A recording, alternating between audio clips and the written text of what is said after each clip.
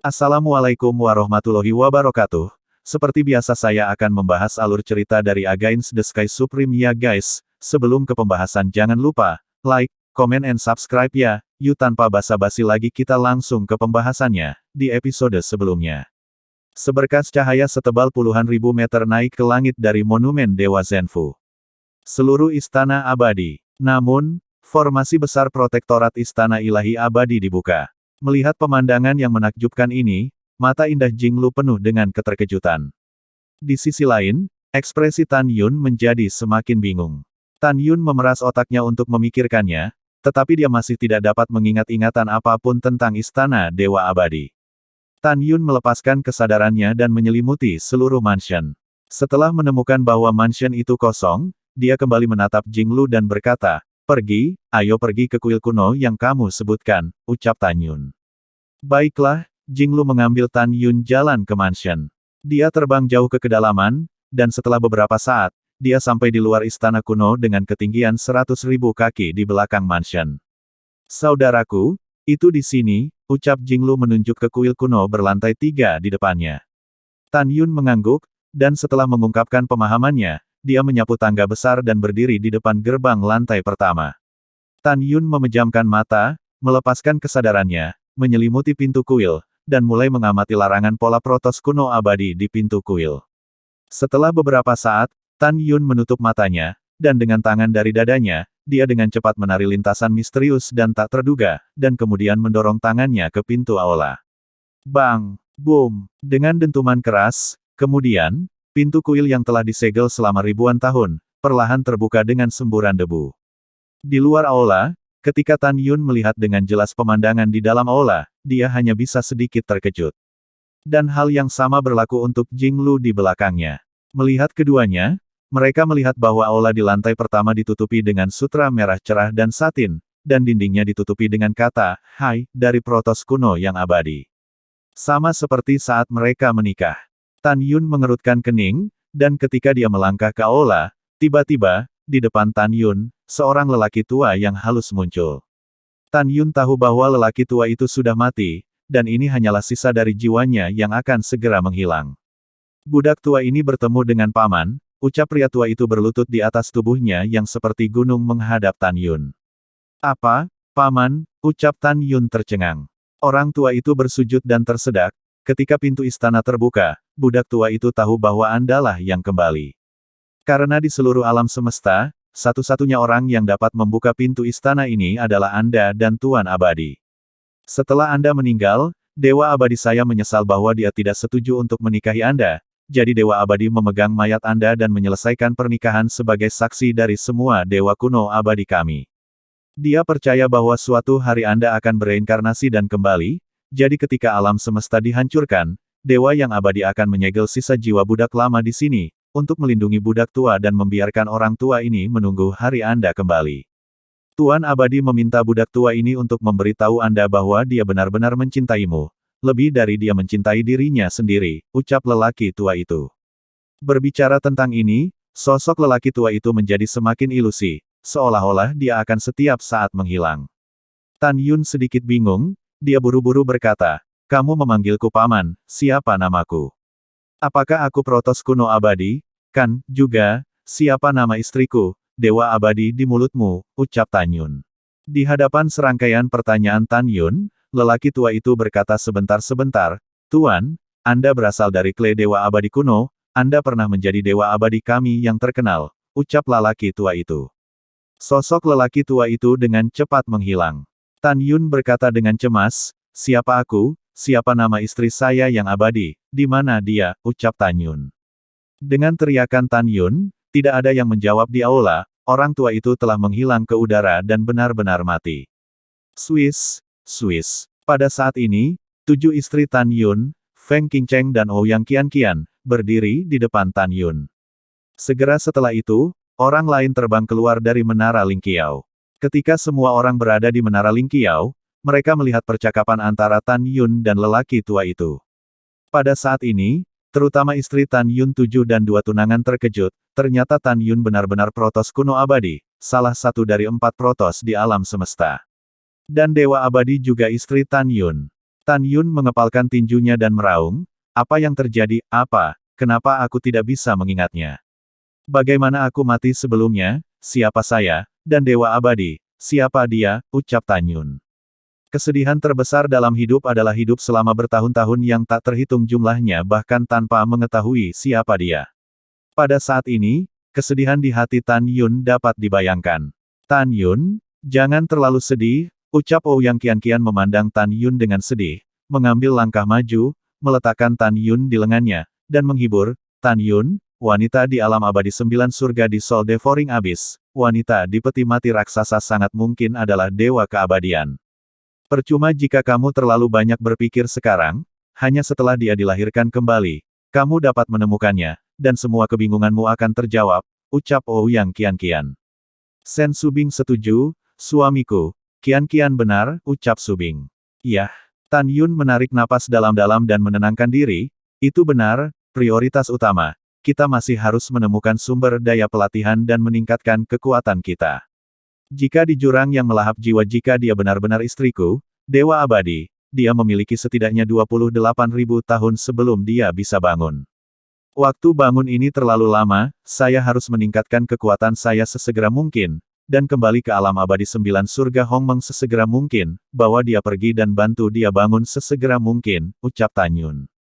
Setelah mengambil keputusan, Tan Yun tersenyum meyakinkan pada gadis-gadis itu, kamu tidak perlu khawatir tentang saya baik-baik saja, saya akan naik dan melihat-lihat, ucap Tan Yun. Pergi ke tangga aula lantai 2. Kakak ipar, aku juga ingin melihat. Sebelum Sue Zian selesai berbicara, Tang Mengyi menarik Sue Zian dan berkata, apa yang akan kamu ikuti dalam kesenangan, biarkan saudara iparmu sendirian, ucap Mengyi. Jika saya tidak menebak, jika itu salah, itu pasti ruang pernikahan. Pada saat ini, gadis-gadis itu tidak mengikuti Tan Yun ke lantai 2, ingin memberi Tan Yun waktu tenang sendirian. Seperti yang diharapkan Tang Mengyan, Tan Yun datang setelah mencapai lantai 2. Saya menemukan bahwa ruangan besar itu memang ruang pernikahan. Meskipun sudah lama, Tan Yun masih bisa melihat bahwa Dewa Abadi pada waktu itu adalah ruang pernikahan yang diatur dengan cermat. Tan Yun melihat sekeliling ruangan, dan akhirnya matanya tertuju pada sebuah lukisan raksasa. Dalam lukisan itu, seorang pria yang mengenakan baju perang berdiri tegak di puncak, menatap ke langit. Anehnya, wajah pria itu kosong. Melihat raksasa tak berwajah itu, Tan Yun merasa sedikit familiar, saat dia memikirkannya, dia sepertinya telah membuat penemuan baru. Dia naik ke udara dan melayang di depan gulungan itu, tetapi melihat garis-garis tulisan tangan tertulis di sudut kanan bawah lukisan itu. Tan Yun menatap matanya, tetapi melihat Protos kuno abadi menulis di atasnya. Waktu itu seperti anak panah. Melihat, mabuk, bermimpi dan mati lagi, sumpah di kehidupan masa lalu, Anda masih bisa tahu. Ditandatangani oleh istri Yuyan. Melihat tulisan tangan yang ditinggalkan oleh Dewa Abadi, Tan Yun merasakan sakit hati di hatinya, dan bergumam pada dirinya sendiri, Yuyan. Yuyan? Apakah namamu Yuyan? Ucap Tan Yun. Tan Yun menjentikkan lengan kanannya dengan lembut, segera, gambar bergulir dinding terbang menjauh dari dinding, berguling dari kehampaan, berubah menjadi seberkas cahaya, dan menelan cincin abadi. Tan Yun melihat ke ruang pernikahan, matanya yang sedih berangsur-angsur menjadi tegas, dan dia berkata dengan keras, Yuyan, kamu bisa tinggal di jurang yang melahap jiwa dengan ketenangan pikiran, setelah aku kuat, aku akan pergi ke alam abadi 9 surga Hongmeng, dan membawa kamu keluar dari sana, ucap Tan Yun. Setelah mengambil keputusan, Tan Yun menoleh, melangkah keluar dari ruangan, dan datang ke aula utama di lantai pertama. Tan Yun melihat ke arah kerumunan dan berkata, kamu bisa memasuki Menara Ling Qiao, Xiaolu dan aku bisa pergi mencari sumber daya untuk kultivasi, ucap Tan Yun. Baiklah, kalau begitu kamu harus lebih berhati-hati, ucap para istri, dan masuk ke telinga Tan Yun. Setelah itu, Tan Yun dan Jing Lu melangkah keluar dari istana kuno, dan ketika Tan Yun melihat ke belakang, gerbang istana ditutup. Kemudian, Tan Yun datang ke tengah mansion dan melihat monumen mansion kota, dia berpikir bahwa jika formasi penjaga mansion diaktifkan, begitu diketahui, pasti akan dilaporkan ke Lingxia Tianzun, jadi Tan Yun mengangkat formasi penjaga mansion lagi. Setelah keduanya terbang keluar dari Istana Ilahi Abadi, Jing Lu berkata, saudaraku, di hutan abadi di utara, esensi ilahi surga dan bumi cukup kaya, yang juga merupakan alasan banyak harta surga dan bumi telah dibiarkan di hutan abadi. Ini termasuk buah dewa manusia, ular dewa bumi, dan mata air dewa langit. Hanya saja karena ada begitu banyak harta di hutan abadi, ada banyak dewa yang pergi ke pemburu harta karun, ucap Jinglu. Tan Yun berkata, saya mengerti kekhawatiran Anda, bahkan jika ada risiko, saya akan pergi, dan risikonya selalu sama, mereka hidup berdampingan, ucap Tan Yun. Iya, Jinglu menganggukkan kepalanya dan berkata, saudaraku, ayo pergi, dengan kecepatanku. Kami berharap untuk mencapai pintu masuk selatan hutan abadi dalam waktu setengah tahun. Saudaraku, kamu juga masuk. Di dalam menara Ling Qiao, aku akan membawamu ke sana, ucap Jinglu. Oke, setelah Tan Yun menjawab, dia mengeluarkan menara Ling Qiao dan memasukinya. Jinglu mengubah menara Ling Qiao menjadi manset, mengubahnya menjadi sinar emas, menghilang ke langit, dan menuju ke hutan abadi. Waktu seperti anak panah, setengah tahun kemudian. Seberkas cahaya keemasan terbang turun dari lautan awan dan berubah menjadi embun di pintu keluar selatan hutan abadi. Saudaraku, hutan abadi ada di sini, ucap Jinglu berkata sambil tersenyum. Tan Yun keluar dari udara tipis dari sisi Jinglu dan berkata sambil tersenyum, kamu, sudah kerja keras sepanjang jalan, ucap Tan Yun. Ini bukan kerja keras, itu kehormatan saya untuk dapat membantu saudara Anda, ucap Jinglu tersenyum dan mengobarkan menara Ling Qiao di lengan bajunya, itu juga diberikan kepada Tan Yun. Setelah Tan Yun membawa menara Ling Qiao ke telinganya, transmisi suara meminta Wuxin Sangshen, Ouyang Duantian, Guan Xuankong, Guan Xuankui, Huang Fuguchong, Tian Lao, dan Wei Kuan untuk meninggalkan menara dan menemaninya menemukan surga dan bumi yang berharga. Alasan mengapa Tan Yun tidak membiarkan semua wanita keluar adalah karena masing-masing wanita ini adalah kecantikan yang memikat. Terkadang, orang terlalu cantik, dan mereka akan menemukan beberapa masalah yang tidak perlu. Ketika 7 orang muncul di samping Tan Yun memandang semua orang dan berkata, hutan abadi, saya tahu betul. Ada beberapa ramuan ilahi di dalamnya, yang merupakan produk unik di alam semesta terakhir, hanya sedikit orang yang tahu tentang itu dan dewa di alam semesta ini. Dengan cara ini, kita dapat menemukan rumput suci ini, dan kemudian menjualnya dengan harga tinggi di kota King Yangfang, atau menukarnya dengan orang lain untuk apa yang kita butuhkan. Di antara ramuan ilahi ini, 3 dikenal sebagai harta, yang tak ternilai harganya. Saya sedang memadatkan gambar untuk Anda sekarang, Anda harus melihat dengan hati-hati, ucap Tan Yun. Sementara Tan Yun berbicara, dia melambaikan tangan kanannya, dan kekuatan magis berubah menjadi gambar dari kehampaan. Ada 3 jenis rumput ilahi pada gambar. Tan Yun menjelaskan, yang pertama setinggi 1 kaki, dengan 9 daun, dan seluruh tubuh terpencil, rumput ilahi hijau disebut rumput ilahi penahan jiwa. Rumput ini sangat berharga, jika jiwa seseorang rusak, kunyah saja satu langsung dan ambil, dan akan pulih dalam waktu 1 jam. Jenis kedua, rumput dewa dengan tinggi 1 kaki 3 inci, tidak berdaun, dan hanya 1 bunga merah cerah, disebut bunga dewa haus darah. Bunga surgawi semacam ini, setelah mengambil 1, akan membuat darah mendidih di dalam tubuh, dan itu dapat langsung meningkatkan kekuatan sebesar 10%, yang sangat berharga. Tipe ketiga, setinggi 2 kaki dan 2 inci, memiliki 6 daun, dan seluruh tubuhnya jernih, ini disebut rumput dewa cerah. Rumput ilahi ini memiliki efek signifikan pada orang yang sekarat, itu bisa membuat orang tidak mati dalam waktu 77-49 jam, dan memberikan kesempatan untuk menunggu sampai mereka diselamatkan, ucap Tan Yun. Mendengar ini, mata semua orang berbinar, efek dari ramuan ilahi ini benar-benar bertentangan dengan langit. Tan Yun memandang kerumunan dan berkata, setelah kita memasuki hutan abadi, hanya ada 6 jenis harta dari surga dan bumi yang kita miliki. Itu adalah dewa buah manusia, dewa ular bumi, dewa langit, dewa jiwa, dewa bunga haus darah dan dewa cahaya. Jika kamu ingat, maka kita akan pergi, ucap Tan Yun. Semua orang mendengar kata-kata itu dan berkata serempak, ingat. Oke, ayo pergi, ucap Tan Yun. Setelah Tan Yun selesai berbicara, dia dan 8 orang mendekati hutan abadi yang menutupi langit dan matahari, dan mulai mencari 6 jenis harta surga dan bumi. Waktu berlalu, 1 bulan kemudian. Dalam sebulan, Tan Yun dan yang lainnya menemukan 300 buah dewa, 120 ular dewa, dan 36 mata air dewa. Ada juga sejumlah besar Soul Accumulating Divine Grace, Bloodthirsty Divine Flower, dan Bright Divine Grace. Wajah kedelapan orang itu penuh dengan senyuman, dan sepertinya mereka beruntung. 3 hari kemudian, Tan Yun dan 9 orang telah memasuki area tengah hutan abadi. 9 orang di hutan lebat, tidak jauh dari satu sama lain, masih mencari 6 jenis harta surga dan bumi. Pada saat ini, Ouyang Duantian tampaknya telah menemukan sesuatu. Dia membungkuk dan menyingkirkan rumput lebat dengan kedua tangan, dan menemukan seikat bunga dewa. Dia tahu bahwa akar bunga dewa bumi disebut ular dewa bumi. Dan ada sebanyak 300 bunga dewa bumi di klaster ini.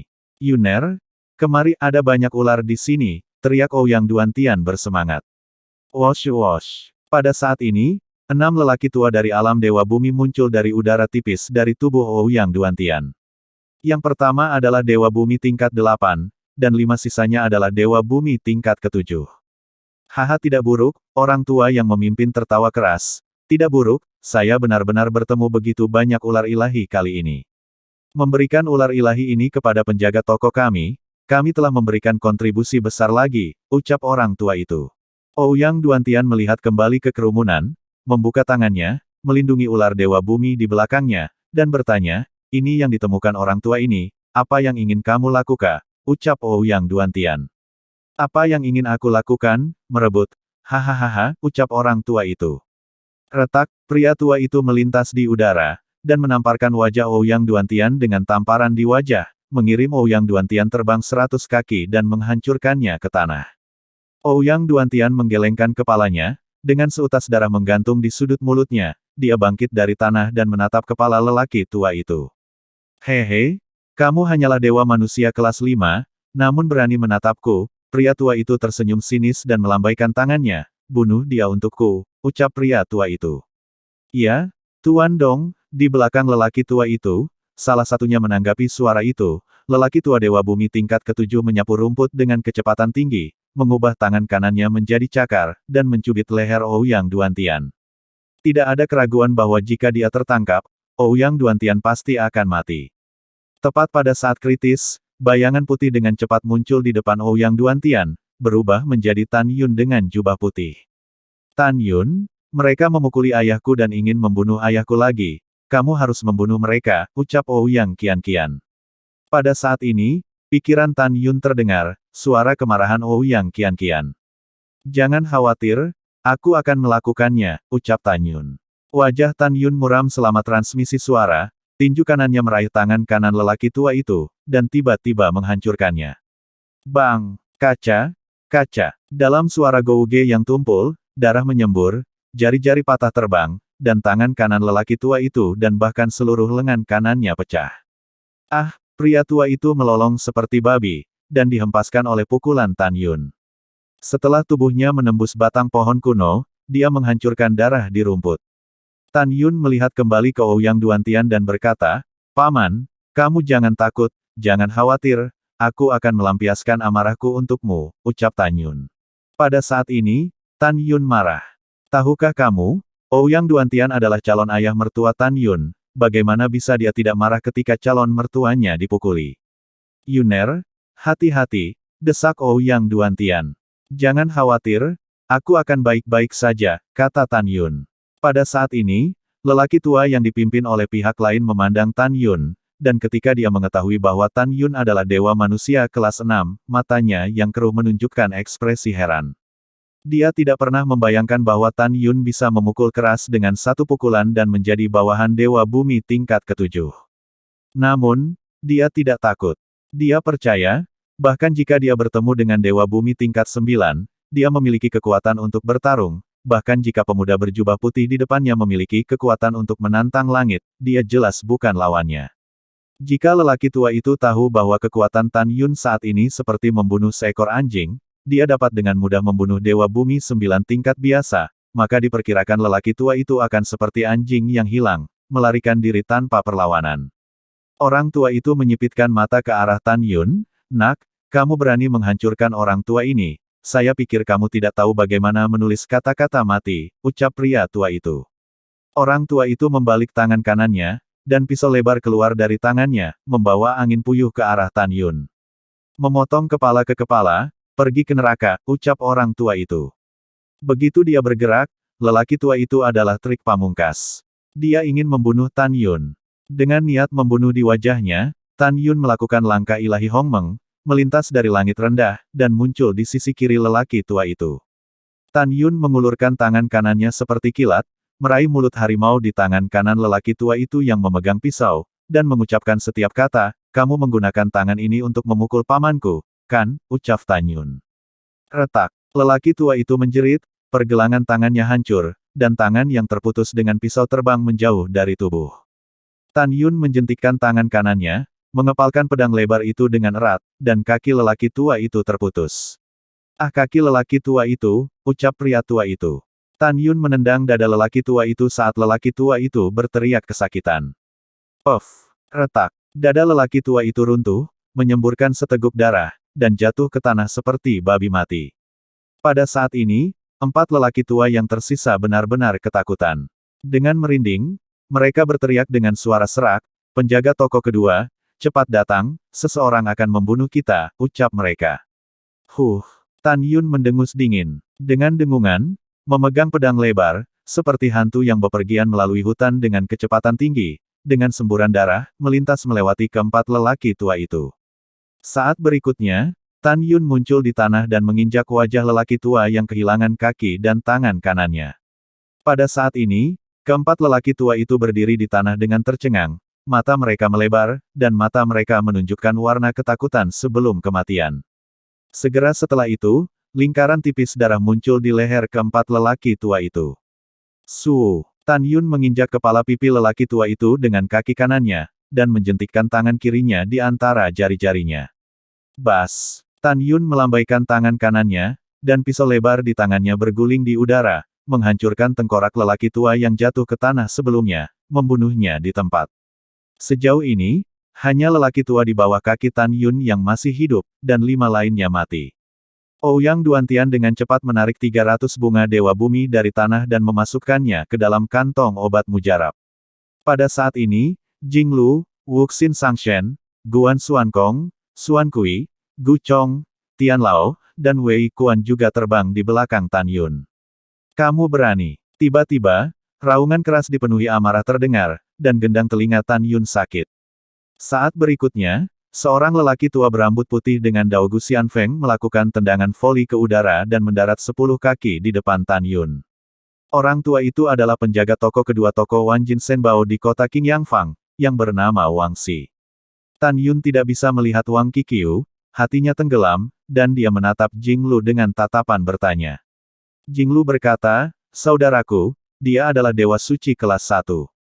Jika dia tidak memiliki kemampuan untuk melompat katak, aku bisa membunuhnya. Jika dia memiliki kemampuan untuk melompat, aku bukan lawannya, ucap Jing Lu. Selama transmisi suara Jing Lu, Wang Xi melihat mayat di tanah, dan lelaki tua itu di kaki Tan Yun. Kalian berani membunuh. Untuk lelaki tua ini, lepaskan dia, ucap orang tua itu.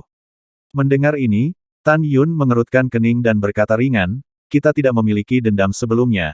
Hari ini, orang-orang saya menemukan ular Dewa Bumi, dan milik Anda tidak hanya Anda ingin merebut, tetapi Anda juga ingin membunuh. Orang-orang Anda lebih dari layak mati, seperti untuk paviliun Wanjin Shenbao, saya belum pernah mendengarnya, dan saya tidak ingin mengetahuinya, saya hanya tahu. Tan Yun berhenti, menjulurkan satu jari, menunjuk ke orang tua yang kehilangan kakinya dan berkata, dia sudah mati, ucap Tan Yun. Anak bodoh, pergi ke neraka, ucap Wang Xi sangat marah. Tubuh tua itu seperti panah tajam yang melesat ke langit rendah, dan dia mengulurkan telapak tangan kanannya yang kurus menamparkan dada Tan Yun. Bas! Boom! Dengan tembakan telapak tangan Wang Xi, tiba-tiba, kekosongan runtuh, dan momentumnya sangat kuat. Wosh! Seberkas cahaya keemasan melesat di depan Tan Yun, berubah menjadi rok emas Jing Lu. Mata indah Jing Lu tiba-tiba berubah menjadi emas, tapi setelah dia membuka pupil emasnya, dia membalik tangannya dan mendorongnya keluar dengan sekuat tenaga.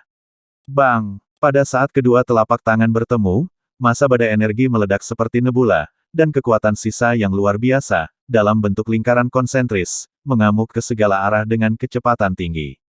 Bang bang bang! Dalam kekerasan Yu Wei, Tan Yun dan lain-lain semua terpesona, satu demi satu pohon-pohon kuno yang menjulang tinggi, tidak mampu menahan pengaruh Yu Wei, dan berubah menjadi bubuk. Puff! Saat Yu Wei hendak menghilang, wajah Wang Xi pucat, darah menyembur dari mulutnya, dan dia terlempar ke langit.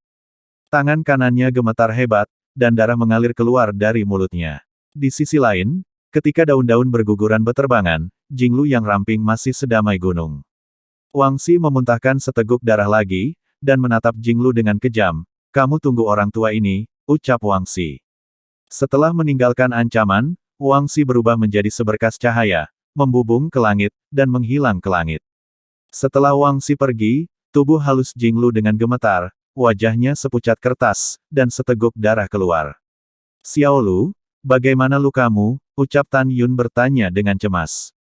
Saudaraku, aku baik-baik saja, kamu tidak perlu mengkhawatirkanku. Jinglu menyeka darah dari sudut mulutnya dan berkata dengan tegas, saudaraku, aku akan mengejarnya, ucap Jinglu. Kamu pulihkan dulu dari cedera di menara, ucap Tan Yun. Iya, Jinglu mengangguk, berubah menjadi seberkas cahaya, dan menggali menara Lingqiao di telinga Tan Yun. Tan Yun menarik napas dalam-dalam dan datang selangkah demi selangkah, di depan lelaki tua yang kehilangan kakinya. Jangan bunuh aku. Tolong jangan bunuh aku, ucap pria tua itu memohon dengan ngeri. Mata ilahi Hong Meng, ucap Tan Yun. Mata Tan Yun bersinar dengan cahaya merah yang aneh. Karena lelaki tua itu terluka parah, dia dengan mudah mengendalikan lelaki tua itu. Tan Yun bertanya, pertama, apa basis budidaya toko Wanjin Shenbao? Kedua, apakah toko Wanjin Shenbao memiliki latar belakang? Ucap Tan Yun. Pria tua itu tampak membosankan dan jujur. Penjaga toko besar kami adalah yang kedua dan, toko Wanjin Shenbao kami dibuka oleh keluarga Gongsun, salah satu dari 3 bangsawan di Qingyang Xiancheng, ucap pria tua itu. Mendengar ini, Tan Yun melambaikan tangan kanannya, dan bila angin ajaib membunuhnya. Yuner, bagaimana kabarmu, seberapa besar latar belakang toko Wanjin Shenbao, ucap Ouyang Duantian bertanya dengan cemas. Tan Yun berkata, latar belakangnya sangat besar, tapi itu tidak masalah. Qingyang Xiancheng cukup jauh dari kota Qingyang Fang. Selain itu, kita hanya membunuh beberapa orang di toko Wanjin Shenbao. Keluarga Gongsun mungkin tidak datang untuk menemukan kami karena alasan ini. Paling-paling, 2 penjaga toko akan menemukan beberapa pembantu di kota Qingyang Fang. Datang saja untuk mengejar dan membunuh kita. Namun, demi keselamatan, kita harus bergegas dan menemukan sumber daya pelatihan yang cukup dengan cepat, dan kemudian mundur dan berlatih di kota kuno Dewa Abadi, dan kemudian pergi setelah kekuatannya meningkat pesat, ucap Tan Yun. Setelah itu, Tan Yun dan semua orang, mulai mencari sumber daya budidaya di hutan abadi. Pada bulan November berikutnya, Tan Yun dan yang lainnya telah menemukan cukup banyak, dan semua orang membutuhkan buah dewa untuk budidaya. Pada saat yang sama, mereka juga menemukan sejumlah besar rumput dewa pengumpul jiwa, bunga dewa haus darah, dan rumput dewa cerah. Tan Yun terbang keluar dari hutan abadi bersama semua orang, membuka gua di tebing seperti pisau, dan mengatur formasi sihir di pintu masuk gua. Di tebing di sini, ada pohon-pohon kuno dengan bentuk aneh, yang membuat gua lebih tersembunyi. Di dalam gua, Tan Yun mengorbankan menara Lingqiao, dan kemudian semua orang menyerahkan harta yang terkumpul kepada Tan Yun. Setelah Tan Yun meminta orang-orang di menara Lingqiao untuk keluar, dia membagikan buah dewa manusia dan ular dewa bumi kepada semua orang, menasihati. Buah dewa manusia ini cukup bagi kita untuk dipromosikan menjadi dewa bumi, dan ketika kita dipromosikan menjadi dewa bumi, Anda akan diberikan tanah Anda sendiri. Setelah ular ilahi telah disempurnakan, kita akan pergi dari sini pada waktu itu, ucap Tan Yun. Sue Zian bingung, kakak ipar, dalam proses menjadi manusia dipromosikan menjadi dewa bumi. Apakah Anda ingin melampaui malapetaka, ucap Sue Ziap. Tan Yun menjelaskan, tidak perlu untuk melampaui malapetaka, tetapi, ketika para dewa bumi tingkat 9 dipromosikan menjadi dewa surgawi, mereka harus melampaui kesengsaraan. Oke, mari kita semua memasuki retret dan berlatih, ucap Tan Yun. Setelah itu, semua orang memasuki menara dewa Lingqiao satu demi satu. Tan Yun mengambil bagiannya dari buah dewa manusia dan ular dewa bumi, dan setelah memasuki lantai 48 menara Lingqiao, dia duduk bersila dan mulai memurnikan buah dewa manusia secara mundur. Dengan pemurnian buah dewa, kecepatan kultivasi Tan Yun dan yang lainnya telah meningkat ratusan kali. Lalu setelah itu bagaimanakah kelanjutan ceritanya? Next di episode berikutnya ya. Wassalamualaikum warahmatullahi wabarakatuh.